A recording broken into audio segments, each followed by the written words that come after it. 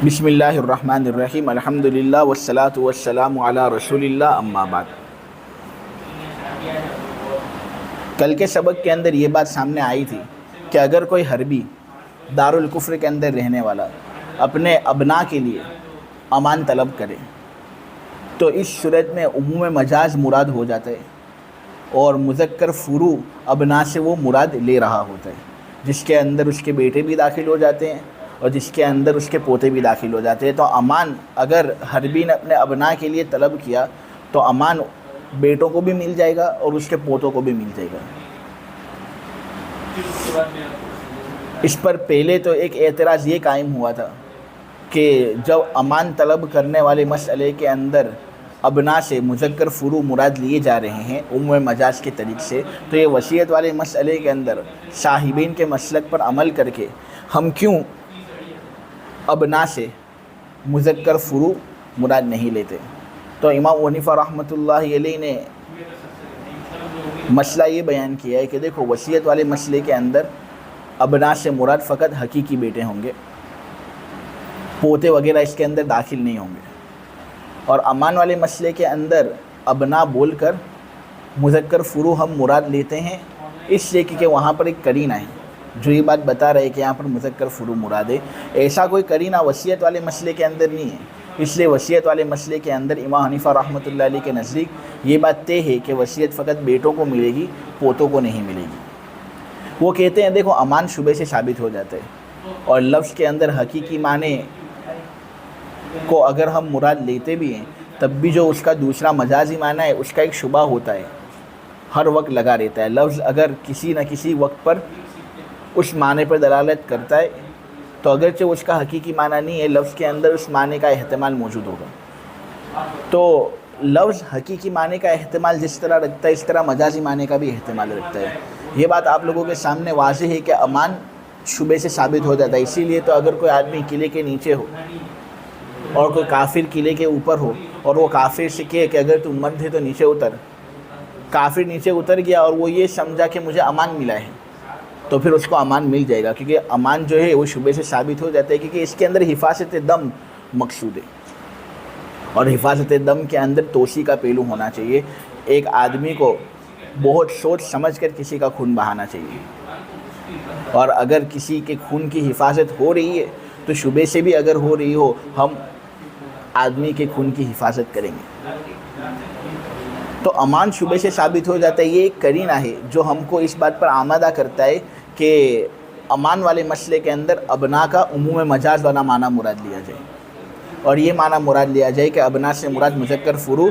तो अमान जब अबना के लिए तलब करेगा तो बेटों को भी अमान मिल जाएगी, पोतों को भी अमान मिल जाएगी। लेकिन ऐसी कोई बात वसीयत के अंदर नहीं है, करीना नहीं है तो हकीकी माना ही मुतय्यन होगा और अबना का हकीकी माना है बेटे, इसलिए वसीयत उनके लिए ही होगी, बेटों के बेटे यानी पोतों के लिए नहीं होगी। ये बात तो ऐसी थी जो कल आप लोगों के सामने बयान हो चुकी। अब इस पर एक और सवाल पैदा होता है कि देखो, हरबी जब अमान अपने अबना के लिए तलब करें तो बेटे भी दाखिल हो जाते हैं उस अमान में और पोते भी दाखिल हो जाते हैं कि वहाँ एतबार उमूम मजाज का होता है और अबना से उमूमी मजाज वाला माना मुराद लिया जाता है और वो है मुज़क्कर फुरू। और मुज़क्कर फुरू के अंदर बेटे जिस तरह दाखिल इस तरह पोते भी दाखिल। अबना के सिलसिले में अगर उसने अमान तलब किया बेटों को भी अमान मिल जाएगी, पोतों को भी अमान मिल जाएगी, बराबर। अब सवाल ये पैदा होता है कि हरबी अगर अमान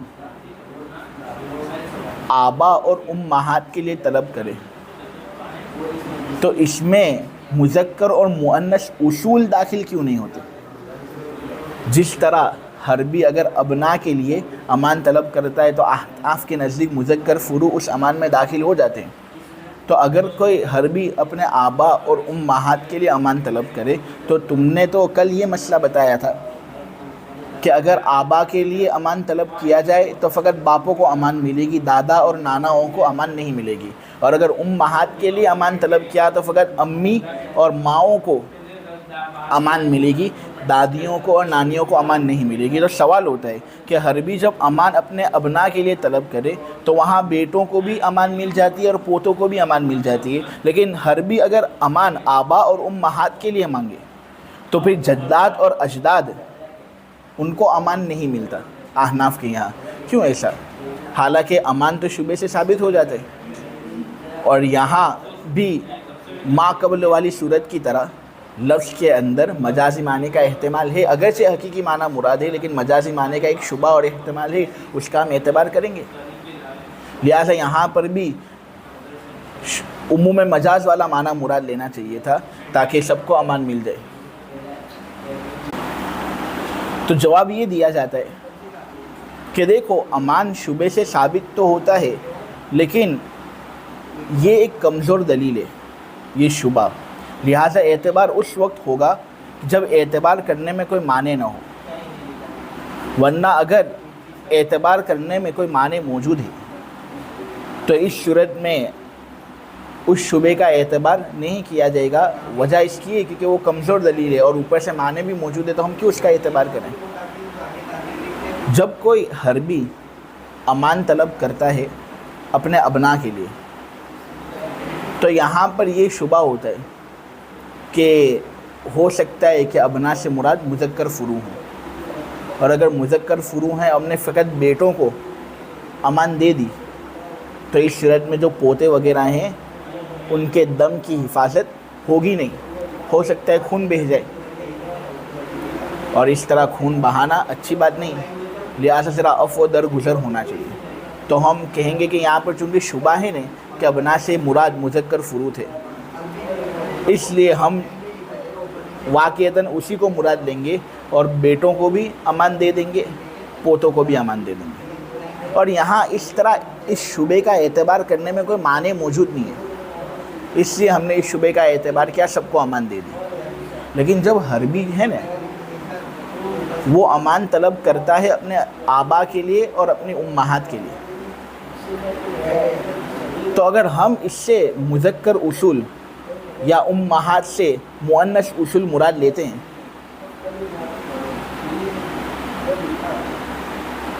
तो इस सूरत में एक माने आ जाते हैं। उस माने के आने की वजह से अब अगर से ये जो लफ्ज़ आबा है या जो लफ्ज़ उम्महात है ये अपने अंदर ये एहतमाल रखते हैं कि इससे मुराद मुज़क्कर उसूल हैं या मुअन्नस उसूल है, लेकिन फिर भी इसका एतबार बिल्कुल हम करेंगे नहीं, हकीकी माने पर ही इसको रखेंगे क्योंकि यहाँ पर माने मौजूद है। और वो माने ये है कि देखो फ़रा असल के ताबे होता है, असल फ़रा के ताबे नहीं होता। वो माने क्या है? फ़रा असल के ताबे होता है, असल फ़रा के ताबे नहीं होता। तुम लड़के हो, तुम्हारे वालिदैन असल हैं, तुम्हारे वालिदैन असल और तुम उनके फ़रा। फ़रा असल के ताबे होता है, तुम अपने वालिदैन के ताबे हो। असल फ़रा के ताबे नहीं होता, यानी तुम्हारे वालिदैन तुम्हारे ताबे नहीं होते। इसीलिए तो वालिदैन की इताअत करनी ज़रूरी होती है। वालिदैन पर यह ज़रूरी नहीं कि वो औलाद की इताअत करें, ये बात एक बदी ही कायदा है, इसके अंदर दलील की ज़रूरत नहीं। तो असल फ़रा के ताबे नहीं होता, लेकिन फ़रा ये असल के ताबे होता है। अब अगर हम आबा से मुज़क्कर उसूल मुराद लेते और कहते हैं यहाँ बापों के साथ दादा भी दाखिल हैं अमान में, नाना भी दाखिल हैं, तो ये तो असल का फ़रा के ताबे होना हुआ,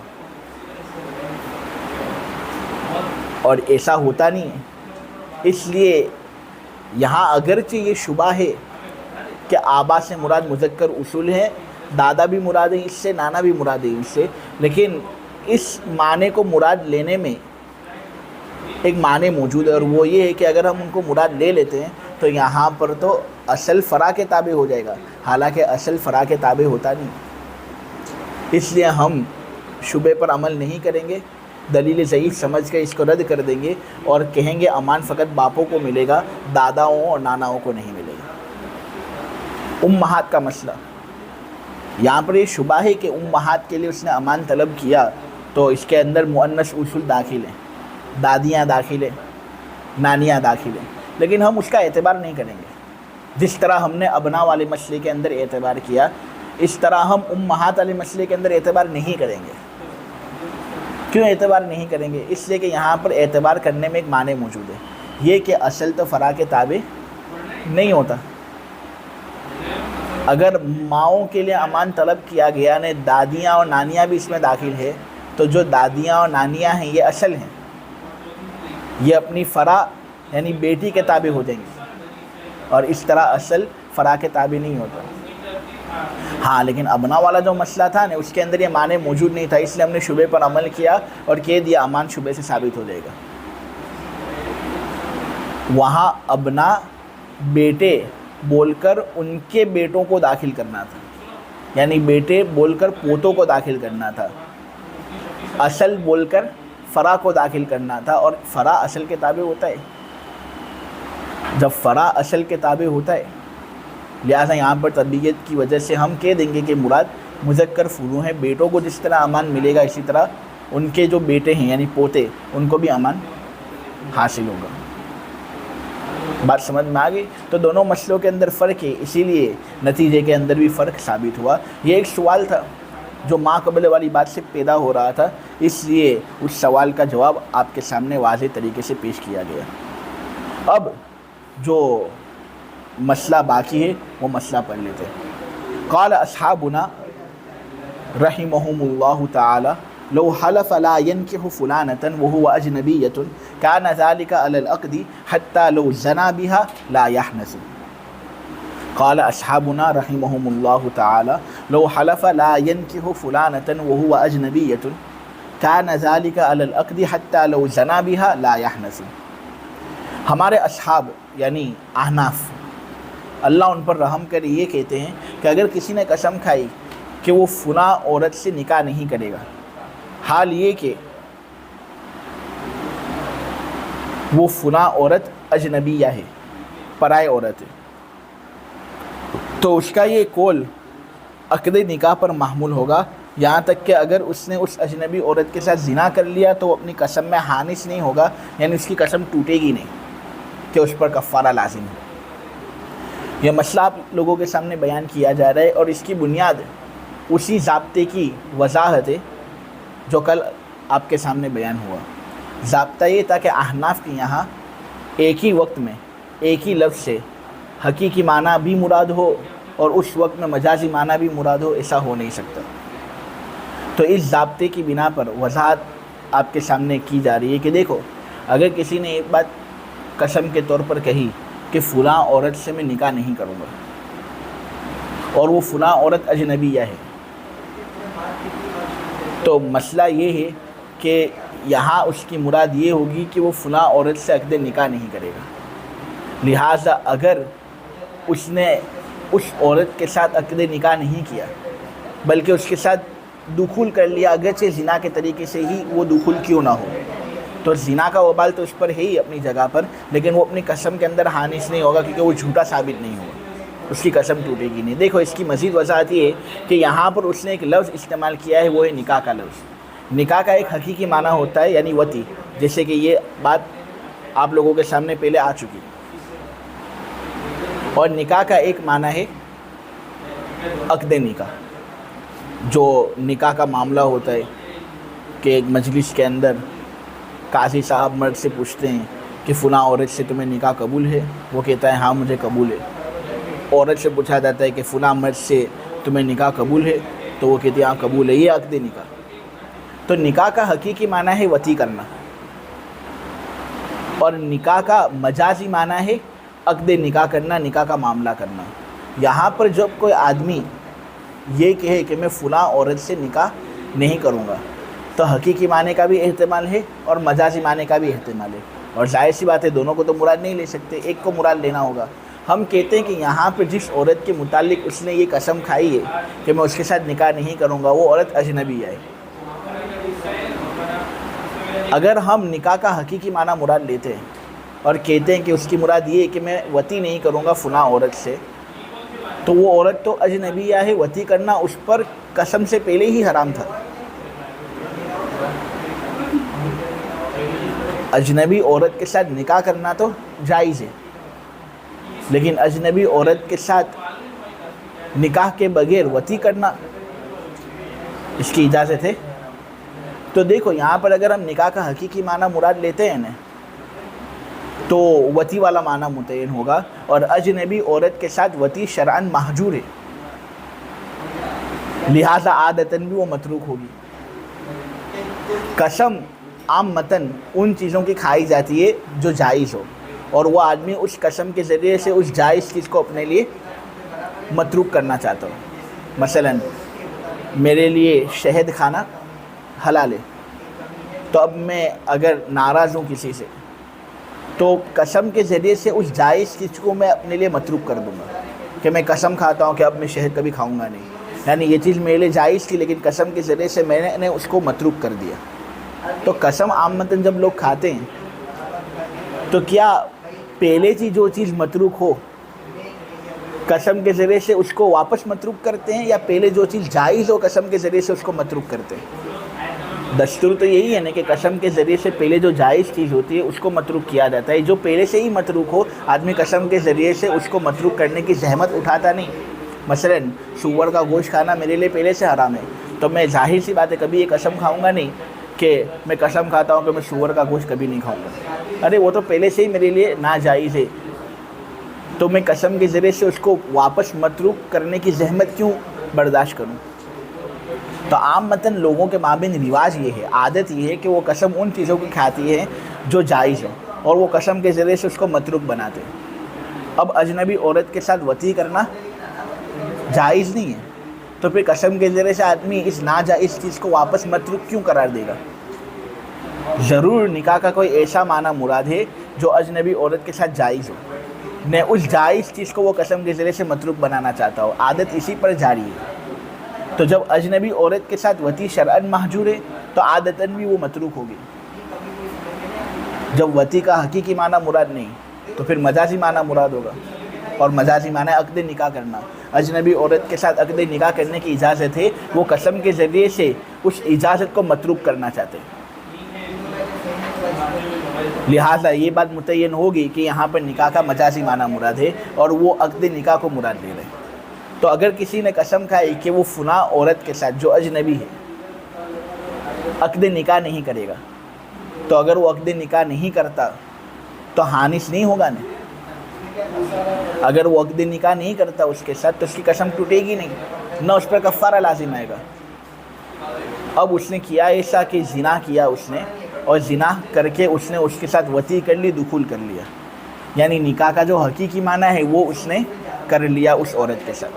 اب زنا کا وبال تو اس پر ہے ہی، اور جو شریعت نے سزا دی ہے وہ بالکل واضح ہے، لیکن کیا اپنی اس قسم کے اندر وہ حانث ہوگا؟ اپنی اس قسم کے اندر ہم اس کو حانث شمار نہیں کریں گے، اس کی قسم ٹوٹے گی نہیں، اس لیے کہ یہاں پر تو اس نے قسم کھائی تھی اس بات کی کہ وہ عقد نکاح اس کے ساتھ نہیں کرے گا، اور یہاں پر جو زنا کے ذریعے سے اس نے وطی کی ہے وہ عقد نکاح نہیں ہے۔ اگر ہم وطی کی وجہ سے اس کو حانث قرار دیتے ہیں، اگر ہم وطی کی وجہ سے اس کو حانث قرار دیتے ہیں تو اس صورت میں مجازی معنی کے ساتھ ساتھ حقیقی معنی کو مراد لینا لازم آئے گا، حالانکہ احناف جمع بین الحقیقت والمجاز کو جائز قرار نہیں دیتے، عقلی استحالہ ہو یا نہ ہو۔ تو جب مجازی معنی یہاں پر مراد لے لیا گیا تو حقیقی معنی مراد ہوگا نہیں، لہٰذا اگر کسی نے اس عورت کے ساتھ حقیقی معنی نکاح کا کر لیا یعنی وطی کر لی اس کے ساتھ زنا کے ذریعے سے ہی صحیح، تو وہ حانث نہیں ہوگا، ہاں زنا کا وبال تو اس پر ہے، قسم اس کی ٹوٹے گی نہیں، کفارہ اس کو دینا نہیں پڑے گا، سمجھے؟ تو ہمارے اصحاب نے یہ بات کہی کہ اگر کسی نے قسم کھائی کہ وہ فلاں عورت سے نکاح نہیں کرے گا اور فلاں عورت اجنبیہ ہے، تو اس کا یہ قول عقد پر محمول ہوگا، یعنی مجازی معنی عقد نکاح پر محمول ہوگا، وطی کا محل اس اجنبی عورت کا نہ ہونے کی وجہ سے، یہاں تک کہ اگر اس نے اس عورت کے ساتھ وطی کر لی زنا کے ذریعے تو پھر وہ حانث نہیں ہوگا، کیونکہ جب مجازی معنی مراد لے لیا گیا ہے تو پھر ہم حقیقی معنی کو کس طرح مراد لے سکتے ہیں؟ سؤال وَلَئِنْ قَالَ إِذَا حَلَفَ لَا يَضَعُ قَدَمَهُ فِي دَارِ فُلَانٍ يَحْنَثُ لَوْ دَخَلَهَا حَافِيًا أو متنعلا أو راكبا. سوال آخر: وكذلك لا يسكن دار فلان يحنث لو كانت الدار ملكا لفلان أو كانت بأجرة أو عارية، وذلك جمع بين الحقيقة والمجاز. سؤال آخر: لو قال عبده حر يوم يقدم فلان فقدم فلان ليلا أو نهارا يحنث. الجواب عن السؤال الأول: قلنا وضع القدم صار مجازا عن الدخول بحكم العرف، والدخول لا يتفاوت في الفصلين. الجواب عن السؤال الثاني: ودار فلان صار مجازا عن دار مسكونة له، وذلك لا يتفاوت بين أن يكون ملكا له أو كانت بأجرة له. الجواب عن السؤال الثالث: واليوم في مسألة القدوم عبارة عن مطلق الوقت، لأن اليوم إذا أضيف إلى فعل لا يمتد يكون عبارة عن مطلق الوقت كما عرف، فكان الهنس بهذا الطريق لا بطريق الجمع بين الحقيقة والمجاز. यहाँ आगे वाली इबारत के अंदर जो मैंने अभी अभी आप लोगों के सामने पढ़ी, शवाफी की जानिब से अहनाफ पर चंद एतराज़ात और अहनाफ की तरफ से चंद जवाबात इसी सिलसिले में आपके सामने बयान हो रहे हैं कि अहनाफ के नज़दीक हकीकत और मजाज के दरमियान इज्तिमा जायज़ है। चुनांचे शवाफी ये कहते हैं कि ए अहनाफ, तुम्हारे नज़दीक हकीकत और मजाज के दरमियान इज्तिमा की इजाज़त नहीं, तुम इसको नाजायज़ कहते हो। तो हम तुम्हारे सामने ऐसे मसले बयान करते हैं कि उन मसाइल से यही बात मालूम होती है कि एक लफ्ज़ से एक ही वक्त में हकीकत और मजाज दोनों को मुराद लिया जा रहा है। हालांकि ये तो तुम्हारे नज़दीक नाजायज़ होना चाहिए, तो फिर क्यों इन मसलों के अंदर ऐसा नतीजा तुम निकालते हो? शवाफी की जानिब से पहला सवाल हम पर यह किया गया कि देखो, अगर कोई आदमी कसम खाता है कि वो फलां के घर में अपना कदम नहीं रखेगा, कहता है अल्लाह की कसम फलां आदमी के घर के अंदर मैं अपना कदम नहीं रखूँगा। अहनाफ कहते हैं कि अगर वो अपना कदम फलां के घर के अंदर रख दे नंगे पैर होने की हालत में, या फलां के घर के अंदर रख दे जूता पहनने की हालत में, या फलां के घर में सवार होकर दाखिल हो जाए, तो तीनों तीन सूरतों के अंदर वो हानिश हो जाएगा। हालांकि देखो, कसम के अंदर आदमी ने क्या कहा कि मैं अल्लाह की कसम खाता हूँ कि फलां के घर के अंदर मैं अपना कदम नहीं रखूँगा। कदम का हकीकी माना है नंगा पैर, ये कदम का हकीकी माना है। और अगर ये जो पैर है इसके अंदर जूते आ जाए या इसके ऊपर मोजे आ जाए, तो फिर ये कदम जूते वाला, ये कदम मोजे वाला, ये कदम का मजाजी माना हो जाएगा। इसी तरह अगर कोई आदमी किसी के घर के अंदर दाखिल हो जाए कदम के ज़रिए से नहीं बल्कि सवार होकर, तो ये सवार होकर दाखिल होना भी कदम रखकर दाखिल होने का मजाजी माना है। तो यहाँ पर हकीकी माना है कि कोई आदमी किसी के घर के अंदर नंगे पैर दाखिल हो जाए, जूतों के बगैर, चप्पल के बगैर, शूज़ के बगैर, सवार हुए बगैर, बराह रास्त कोई आदमी किसी के घर के अंदर अपना नंगा पैर रखकर दाखिल हो जाए, ये है कदम रखने का हकीकी माना।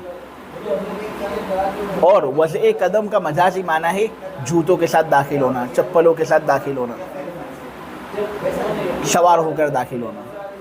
यहाँ जब आदमी ने कसम खाई कि फलां के घर के अंदर मैं अपना कदम नहीं रखूँगा, तो इस सूरत में अहनाफ ये कहते हैं कि नंगे पैर दाखिल हुआ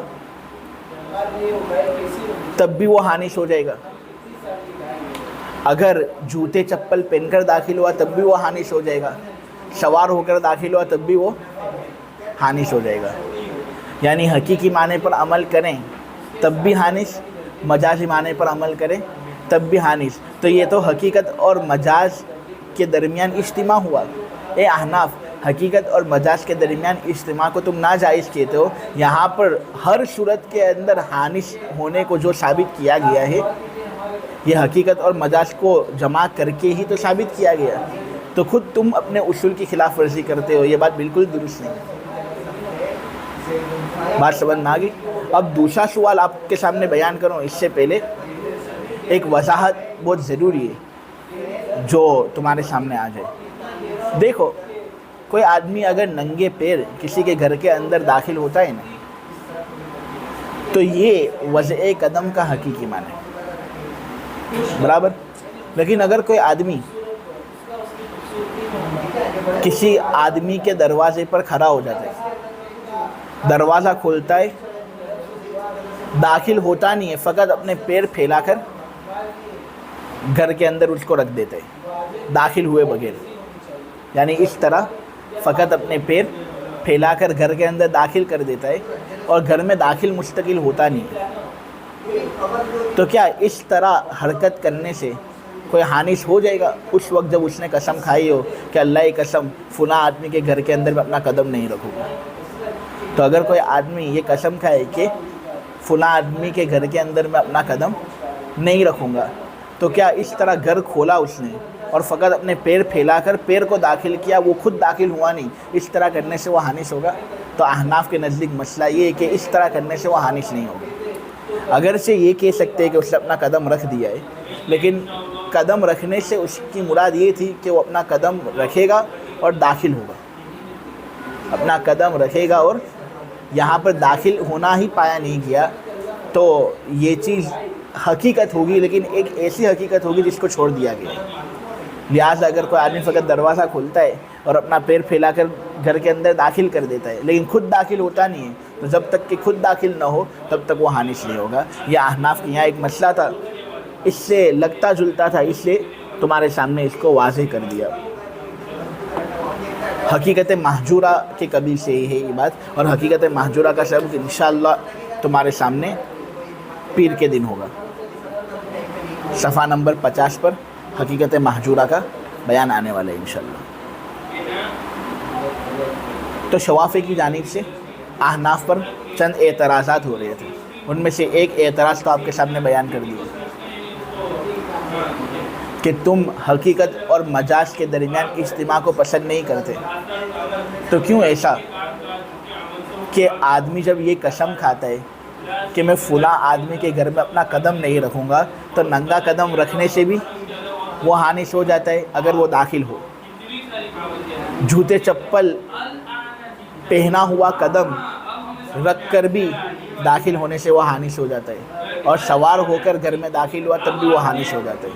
یہ تو حقیقی معنی اور مجازی معنی کے درمیان اجتماع ہوا جو بالکل صحیح ہے. اسی طرح شوافی کی جانب سے ایک دوسرا سوال ہم پر یہ کیا جاتا ہے کہ دیکھو اگر کوئی آدمی قسم کھاتا ہے کہ اللہ کی قسم فلاں آدمی کے گھر کے اندر رہوں گا نہیں، بغض کی بنا پر، نفرت کی بنا پر، غضب کی بنا پر، جو بھی مسئلہ ہو، وہ کہتا ہے فلاں آدمی کے گھر کے اندر رہوں گا نہیں. اب یہاں پر وہ جب یہ کہتا ہے کہ فلاں آدمی کے گھر میں رہوں گا نہیں، تو فلاں آدمی کا گھر دارا فلان، اس کا ایک حقیقی معنی ہے اور اس کا ایک مجازی معنی ہے. حقیقی معنی اس کا یہ ہے کہ وہ گھر اس کی ملکیت کے اندر ہو. تو اگر وہ فلاں کی ملکیت والے گھر کے اندر داخل ہوا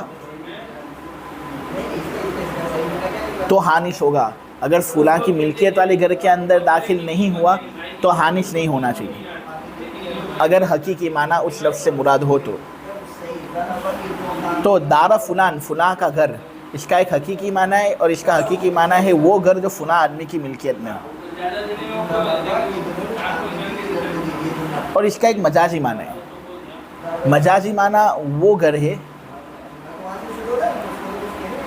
جو فلاں شخص نے عاریتاً اپنے لیے لیا ہو، اس نے مانگا ہو اور وہ گھر اس کے پاس آیا ہو اور پھر وہ گھر کے اندر رہتا ہو.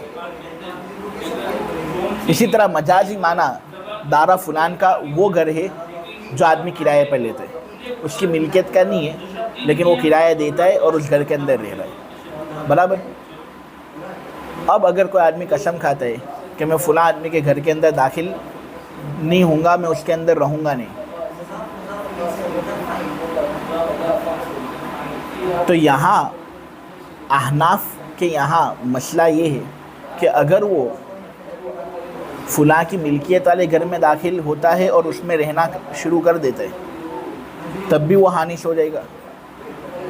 اگر وہ فلاں کے کرائے والے گھر کے اندر داخل ہوتا ہے اس میں رہنا شروع کرتا ہے تب بھی وہ حانث ہو جائے گا، حالانکہ یہ مجازی معنی ہے.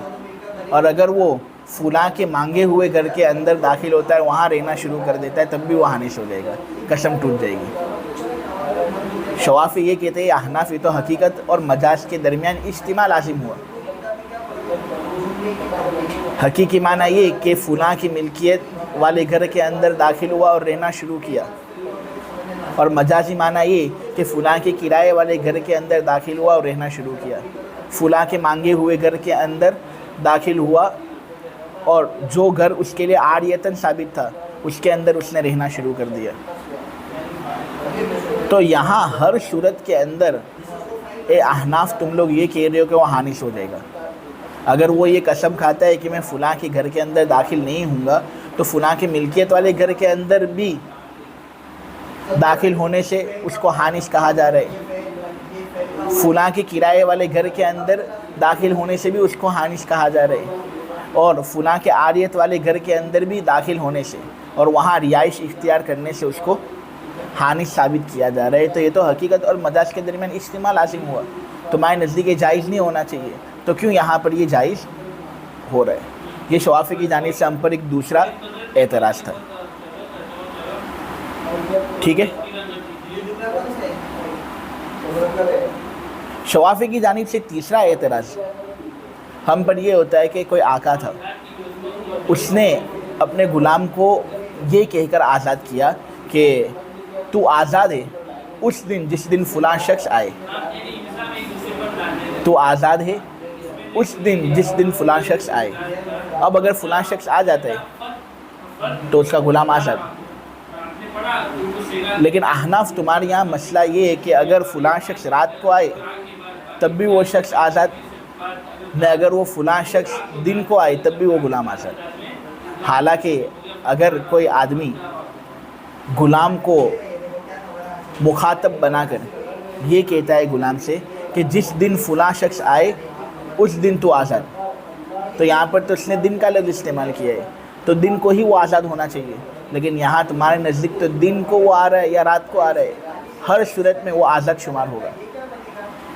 تو دیکھو یوم کا ایک حقیقی معنی ہے، یوم کا ایک مجازی معنی ہے. اس نے جو دن کا لفظ استعمال کیا نا، تو دن کا ایک حقیقی معنی ہے، دن کا ایک مجازی معنی ہے. دن کی جو سفیدی ہوتی ہے یہ یوم کا حقیقی معنی، اور جو رات کی سیاہی ہوتی ہے یہ دن اور یوم کا مجازی معنی ہے. دن کی جو سفیدی ہوتی ہے وہ یوم کا حقیقی معنی، دن کا حقیقی معنی، اور دن اور یوم کا مجازی معنی رات کی سیاہی. برابر. یہاں پر جب آدمی اپنے غلام سے یہ کہہ رہا ہے کہ تو آزاد جس دن فلاں شخص آئے، تو فلاں شخص کے آنے کے دن اور یوم میں تو آزاد ہو جائے گا. تو ہونا تو یہ چاہیے تھا کہ دن کے اندر آئے تب ہی وہ آزاد، رات کے اندر آئے تو وہ آزاد نہیں ہونا چاہیے تھا. لیکن احناف تم یہ کہتے ہو کہ دن کے اندر آئے یا رات کے اندر آئے، جون سے بھی وقت کے اندر وہ آئے اس کے آنے پر غلام آزاد ہو جائے گا. تو یہ تو حقیقی معنی یعنی دن کی سفیدی اور مجازی معنی رات کی سیاہی دونوں کو جمع کرنا لازم ہو، حالانکہ تم جمع بین الحقیقت والمجاز کو ناجائز کہتے ہو. تو یہ تین اعتراض شوافی کی جانب سے ہم پر کیے گئے کہ جب تمہارے نزدیک حقیقت اور مجاز کے درمیان اجتماع جائز نہیں تو کیوں ان سب مسائل کے اندر نتیجہ جمع بین الحقیقت والمجاز ہی کا نکلتے. تو ہم تین کا سیپریٹ جواب دیں گے، لیکن خلاصہ جواب کا یہ ہے کہ یہاں ان تین شروطوں کے اندر ہم نے حقیقت اور مجاز کے درمیان اجتماع کیا ہی نہیں. ان تین مسئلوں کے اندر ہم نے تو عموم مجاز کا طریقہ اختیار کیا. ان تین مسئلوں کے اندر ہم نے حقیقت اور مجاز کے درمیان اجتماع کیا ہی نہیں ہے کہ تم ہم پر اعتراض کرو. ہم نے یہاں عموم مجاز کا پہلو اختیار کیا ہے. اور عموم مجاز کس کو کہتے ہیں؟ کہ لفظ کے ایسے معنی مراد لے لیے جائیں کہ حقیقت اور مجاز اس معنی کے فرد بن جائیں. لفظ کا ایک ایسا عام معنی مراد لیا جائے کہ حقیقت اور مجاز دونوں اس عام معنی کے فرد بن جائے, اس کو عموم مجاز کہتے ہیں. ہم نے یہاں پر فقط ایک مجازی معنی مراد لیا ہے جس کے اندر عموم ہے. حقیقت اور مجاز کے درمیان اجتماع ہم نے کیا ہی نہیں کہ یہ اعتراض ہم پر لازم ہو. دیکھو اس کی تفصیل سنو. شوافی کی جانب سے پہلا اعتراض ہم پر یہ کیا گیا تھا کہ اگر کوئی آدمی قسم کھاتا ہے کہ میں فلاں شخص کے گھر کے اندر قدم اپنا رکھوں گا نہیں, تو اگر وہ ننگا پیر داخل ہو جاتا ہے, یعنی حقیقی معنی پر عمل کرتا ہے, یا جوتا پہن کر داخل ہو جاتا ہے, سوار ہو کر داخل ہو جاتا ہے, یعنی مجازی معنی پر عمل کرتا ہے, تب وہ حانث ہو جاتا ہے, قسم ٹوٹ جاتی ہے, اس پر کفارہ لازم ہے. تو ہم یہ کہتے ہیں کہ اگر کوئی آدمی یہ قسم کھاتا ہے نا کہ میں فلاں شخص کے گھر کے اندر اپنا قدم نہیں رکھوں گا,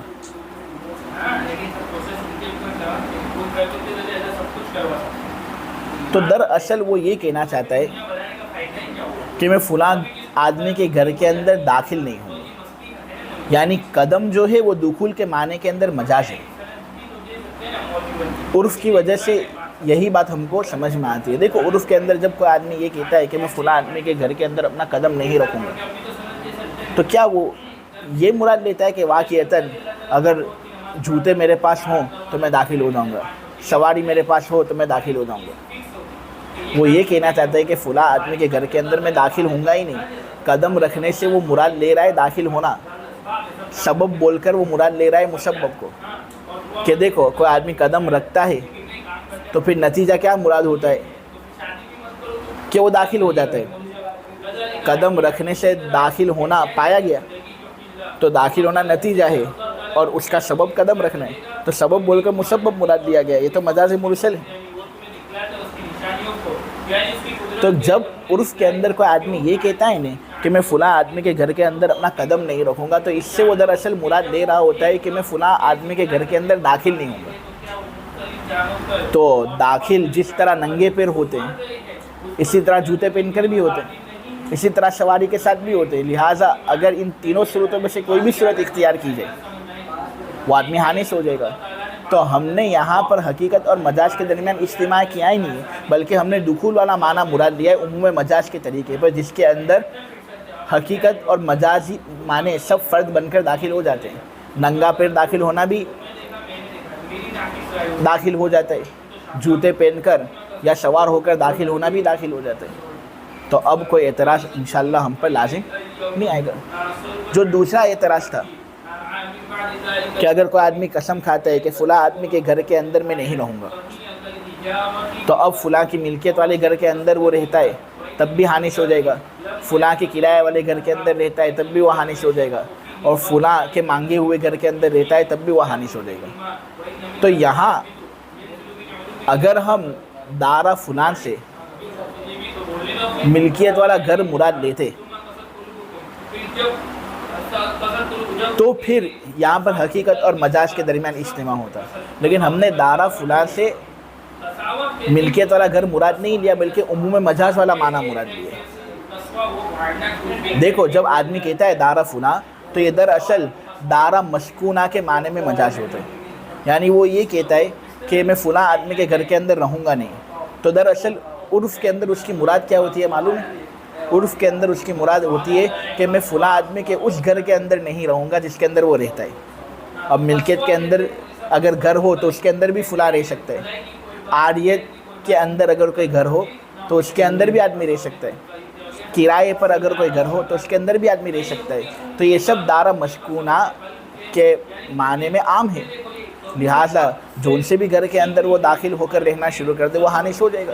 تو یہاں پر بھی جمع بین الحقیقت والمجاز ہوا ہی نہیں ہے, بلکہ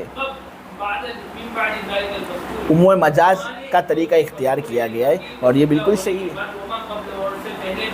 رہا تیسرا اشکال, تو تیسرے اشکال کے اندر یہ بات کہی تھی آقا نے اپنے غلام سے کہ جس دن فلاں شخص گھر کے اندر آئے اس دن تو آزاد. جس دن فلاں شخص آ جائے اس دن تو آزاد. آقا نے یہ بات کہی تھی. اب فلاں شخص رات کو آ گیا یا دن کو آ گیا, ہر صورت میں آنے پر وہ غلام آزاد ہو جائے گا. ہم کہتے ہیں اگر یہاں پر یوم کا معنی ہم دن لیتے نا, یعنی دن کی سفیدی, تو پھر اس صورت میں رات میں آنے سے حقیقت اور مجاز کے درمیان اجتماع لازم آتا اگر ہم یہ کہتے کہ رات کے وقت اگر وہ آیا تب بھی غلام آزاد. لیکن ہم نے یہاں پر یوم کا مراد فقط دن کی سفیدی پر منحصر نہیں کیا، بلکہ ہم نے یہ بات کہی کہ یہاں پر یوم سے مراد مطلق وقت ہے، ہر طرح کا وقت. یعنی فلاں آدمی جس وقت کے اندر بھی آئے نا، آنے پر غلام آزاد ہو جائے گا. اب رات کے وقت آنا بھی ایک وقت ہے، دن کے وقت آنا بھی ایک وقت ہے، وقت ہی کے اندر آ رہا ہے وہ، تو اس سے وہ آزاد ہو جائے گا. تو یہ تو عموم مجاز کے طریقوں کو اختیار کرنا ہوا، حقیقت اور مجاز کے درمیان اجتماع لازم نہیں ہوا. اور دیکھو ایک قاعدہ ہے، عرب لوگ جب لفظ یوم کو ایسے فعل کی طرف منسوب کرتے ہیں جو فعل دراز نہ ہوتا ہو، تو پھر اس سے مراد مطلق وقتی ہوتا ہے. عرب لوگ جب یوم کی اضافت ایسے فعل کی طرف کرتے ہیں جو فعل دراز نہ ہوتا ہو، تو پھر یوم سے مراد مطلق وقتی ہوتا ہے، اور اس کے اندر دن کا معنی بھی آ جاتا ہے، رات کا معنی بھی آ جاتا ہے. دیکھو فعل ممتد، فعل غیر ممتد کس کو کہتے ہیں؟ فعل ممتد اس فعل کو کہتے ہیں جس کی مدت بیان کی جا سکے. فعل ممتد اس فعل کو کہتے ہیں جس کی مدت بیان کی جا سکے، جو بڑھتا ہو، جس کے اندر اضافہ ہوتا ہو، جس کو کھینچا جاتا ہو، اس کو فعل ممتد کہتے ہیں. جیسے میں آپ کو مثال دوں، رکوب، سوار ہونا. دیکھو آدمی سوار ہو گیا تو اب اس کو راکب ہم اس وقت تک کہیں گے نا جب تک وہ سوار رہتا ہے. اب 1 دن ہو، 2 دن ہو، 3 دن ہو، اگر وہ سوار ہے تو ہم اس کو راکب کہیں گے. تو یہ رکوب کا فعل ممتد ہے، دراز ہو رہا ہے، بڑھ رہا ہے، کھینچا جا رہا ہے، اس کی مدت بیان کی جا سکتی ہے. لیکن بہت سے فعل غیر ممتد ہوتے ہیں. فعل غیر ممتد کا مطلب یہ ہے کہ وہ فعل ایسا ہو کہ اس کی مدت بیان نہ کی جا سکے، وہ بڑھتا نہ ہو، اس کو ہم کھینچ نہ سکتے ہوں، اس کو فعل غیر ممتد کہتے ہیں. جیسے نکلنا، داخل ہونا، آنا. اب یہاں پر آقا نے غلام کی آزادی کو موقوف کیا تھا فلاں کے آنے پر. یہاں پر آقا نے غلام کی آزادی کو موقوف کیا تھا فلاں کے آنے پر، کہ جس دن فلاں آدمی آئے اس دن تو آزاد. اب آنا ایک ایسا فعل ہے کہ جو ممتد نہیں ہوتا، اس کی مدت بیان نہیں کی جا سکتی. کہ دیکھو کوئی آدمی دروازہ کھول کر آتا ہے تو آنے کے اندر کوئی مدت ہے؟ کوئی مدت نہیں ہے، کوئی بر نہیں رہا. جیسے ہی دروازہ کھولا، پیر رکھے اس نے، آنا ہو گیا، شروع بھی ہو گیا، ختم بھی ہو گیا. دروازے کے باہر جب تک وہ تھا تب تک وہ آنے والا ہو، یا دروازے کے اندر داخل ہو گیا تب تک وہ آنے والا ہو، ایسا نہیں. بلکہ دروازہ کھول کر جیسا ہی اس نے اپنا پیر رکھا، آنا ہو بھی گیا، آنا اس کا ختم بھی ہو گیا. تو یہ ایک ایسا فعل ہے جو ممتد نہیں ہوتا، اس کی مدت بیان نہیں کی جا سکتی. عرب لوگ جب یوم کی اضافت ایسے فعل کی طرف کرتے ہیں نا جو ممتد نہ ہو، تو پھر یوم کا مطلب وہ مطلق وقت مراد لیتے. تو یہاں پر بھی مطلق وقت مراد ہے. اب دن کے وقت آئے گا، رات کے وقت آئے گا، جون سے بھی وقت آئے گا، ہم اس کو حانس اسی لیے کہیں گے کیونکہ وہ ایک وقت کے اندر آیا ہے. بات سمجھ میں آ گئی؟ خلاصہ کلام یہ ہے کہ جتنے بھی اعتراض شوافی کی جانب سے ہم پر کیے گئے کہ تم جمع بین الحقیقت والمجاز کرتے ہو، ہم نے ان کا جواب دے دیا کہ ہم نے جمع بین الحقیقت والمجاز کیا ہی نہیں، بلکہ ہم نے کیا کیا ہے بھائی؟ عموم مجاز کو ہم نے استعمال کیا ہے. ایک ایسا معنی اپنوں نے لفظ سے لے لیا جس معنی کے اندر عمومیت ہے، اتنی عمومیت ہے کہ حقیقت بھی اس کا ایک فرد بن جاتا ہے، مجاز بھی اس کا ایک فرد بن جاتا ہے. ٹھیک ہے، اب ترجمہ باقی ہے، ترجمہ کر لیتے ہیں. ٹھیک ہے،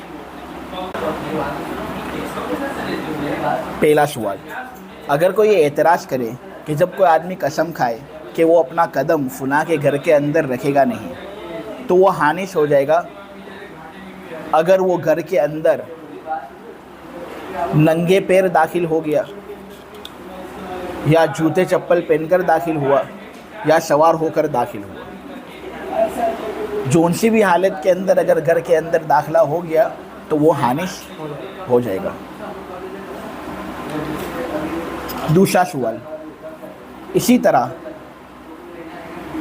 اگر کوئی شخص یہ قسم کھائے کہ وہ فلاں کے گھر کے اندر رہے گا نہیں تو وہ حانث ہو جائے گا اگر گھر فلاں کی ملکیت کے اندر ہو، یا فلاں نے کرائے پر لیا ہو، یا فلاں نے مانگ لیا ہو، اس کو عاریت کے طور پر اس کو لیا ہو، جون سے بھی گھر کے اندر وہ داخل ہوگا حانث ہو جائے گا۔ تو اعتراض کرنے والا یہ اعتراض کر رہا ہے کہ یہ تو حقیقت اور مجاز کے درمیان اجتماع لازم ہوا، یہ صحیح نہیں۔ مذکورہ صورتوں کے اندر جو یہ بات بیان کی گئی کہ ہر شکل میں قسم کھانے والا حانث ہو جائے گا، تو یہ تو حقیقت اور مجاز کے درمیان اجتماع ہے، یہ بالکل صحیح نہیں۔ ایک اور سوال ہو رہا ہے کہ اگر کسی نے یہ بات کہی کہ اس کا غلام آزاد ہے اس دن جس دن فلاں شخص آئے، تو اگر فلاں شخص رات کے وقت آئے یا دن کے وقت آئے وہ حانث ہو جائے گا، تو یہ بھی حقیقت اور مجاز کے درمیان اجتماع ہے۔ پہلے سوال کا جواب، ہم نے کہا کہ قدم کو رکھنا عرف کے حکم کی وجہ سے دخول کے معنی میں مجاز ہے، اور دخول دونوں صورتوں میں مختلف نہیں ہوتا، یعنی حقیقی معنی پر عمل کرو تب بھی دخول پایا جا رہا ہے، اور مجازی معانی جو ہیں ان پر اگر عمل کرو تب بھی دخول پایا جا رہا ہے، یعنی ننگے پیر گھر کے اندر داخل ہو جاؤ تب بھی دخول پایا جا رہا ہے، اور جوتے چپل پہن کر سوار ہو کر گھر کے اندر داخل ہو جاؤ تب بھی دخول پایا جا رہا ہے، لہٰذا ہر صورت میں اس لیے وہ حانث ہوگا۔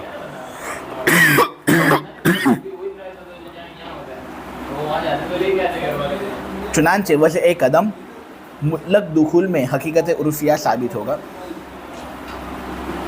دخول جون سے بھی طریقے سے پایا جائے آدمی کا ہنس ثابت ہو جائے گا۔ دوسرے سوال کا جواب، فلاں کا گھر یہ اس گھر کے معنی میں مجاز ہوگا جس کے اندر رہائش ہو رہی ہے، اور دار مسکونہ مراد لینا مختلف نہیں ہوتا اس بات کے درمیان کہ وہ گھر اس کی ملکیت میں ہو یا وہ اس کا کرایہ دے رہا ہو، جو بھی ہو دار مسکونہ کا معنی پایا جا رہا ہے، لہٰذا ہر صورت کے اندر حانث ہونا متعین ہو جائے گا۔ ہاں لیکن ایک بات ذہن نشین ہے کہ شوافی کے نزدیک اگر کوئی قسم کھائے کہ میں فلاں آدمی کے گھر کے اندر رہوں گا نہیں، پھر وہ اس کے کرائے والے گھر کے اندر رہنا شروع کر دے، پھر وہ اس کے مانگے ہوئے گھر کے اندر رہنا شروع کر دے، تو شوافی کے نزدیک وہ حانث نہیں ہوگا۔ امام شافعی نے اسی بات پر فتویٰ دیا ہے۔ ہاں لیکن ہمارے نزدیک اس کا ہر گھر وہی ہے جس کے اندر وہ رہائش کر رہا ہے، خواہ اس کی ملکیت کا ہو یا اجرت کا ہو یا اس نے مانگا ہو، تو اس لیے وہ حانث ہو جائے گا۔ دیکھو کرائے پر لینے والا کرائے کے گھر کی نسبت اپنی طرف کرتا ہے نا، اسی طرح جو گھر کوئی آدمی کسی دوسرے آدمی سے مانگتا ہے اور وہ اس گھر کے اندر رہنا شروع کرتا ہے، تو اس مانگے ہوئے گھر کی نسبت اپنی طرف کرتا ہے یا نہیں کہ یہ میرا گھر ہے؟ کرائے کا گھر ہو تب بھی کہے گا کہ میرا گھر ہے یہ، تو نسبت اپنی طرف کرتا ہے یعنی وہ اس کے اندر رہتا ہے، لہٰذا جس گھر کے اندر بھی اس کا رہنا پایا گیا قسم کی وجہ سے وہ حانث ہوگا۔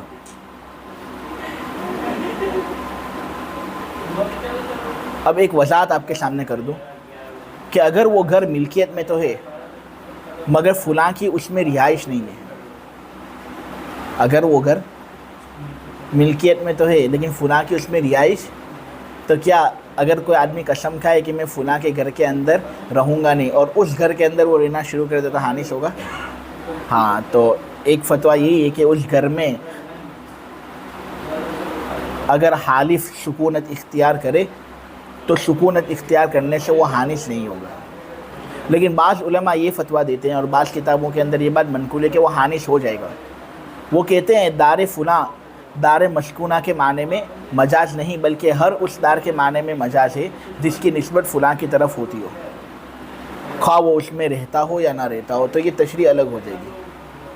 تو بعض علماء کیا کہتے ہیں کہ اگر ایک گھر فلاں آدمی کی ملکیت کے اندر ہے لیکن وہ اس میں رہتا نہیں ہے، حالف اگر اس گھر کے اندر سکونت اختیار کرے تو اختیار کرنے سے وہ حانث ہو جائے گا، بعض علماء یہ کہتے ہیں۔ تو ہم کہتے ہیں کہ اس میں رہائش تو ہے نہیں اور اس نے رہائش کے گھر کو مراد لیا ہے، تو پھر وہ تشریح بدل ڈالتے ہیں، وہ کہتے ہیں کہ اس نے رہائش کے گھر کو مراد ہی نہیں لیا تھا بلکہ وہ ہر اس دار کو مراد لے رہا تھا جس کی نسبت فلاں کی طرف ہوتی ہے، خواہ وہ اس میں رہائش کرتا ہو یا نہ کرتا ہو. تو ملکیت اگر آدمی کی کسی گھر کے اندر ہے، وہ اس میں رہتا نہیں ہے، لیکن اس گھر کی نسبت اس کی طرف ہو رہی ہے نا، تو اس گھر میں داخل ہونے سے اور اس میں رہنا سہنا شروع کرنے سے آدمی حانث ہو جائے گا. ایسا بعض علماء کا کہنا ہے. الجواب عن السؤال الثالث، تیسرے سوال کا جواب. یوم آنے والے مسئلے کے اندر مطلق وقت کا نام ہے، اس لیے کہ یوم کی نسبت جب ایسے فعل کی طرف کی جائے جو ممتد نہ ہوتا ہو، جیسے یہاں پر یوم کی نسبت قدوم کی طرف کی گئی ہے بمعنی آنا، یہ ممتد نہیں ہوتا، اس کی مدت بیان نہیں کی جا سکتی، یہ دراز نہیں ہوتا، برتا نہیں ہے یہ، تو پھر یوم مطلق وقت کا نام ہوتا ہے، جیسا کہ یہ بات استعمال سے معلوم ہو چکی ہے. چنانچہ ان سب صورتوں کے اندر حانث ہونا عموم مجاز کے طریق سے، حقیقت اور مجاز کے درمیان جمع کے طریق سے نہیں، لہٰذا اعتراض دور ہو گیا، معترض بھاگ گیا.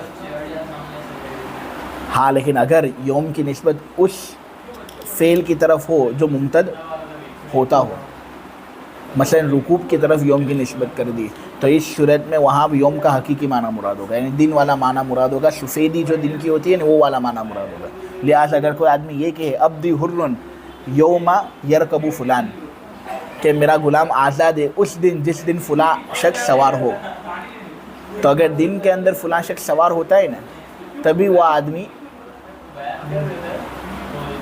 آزاد ہوگا، غلام آزاد ہوگا، ورنہ اگر رات کے اندر وہ سوار ہوتا ہے تو وہ غلام آزاد نہیں ہوگا، حقیقی معنی متعین ہو جائے گا.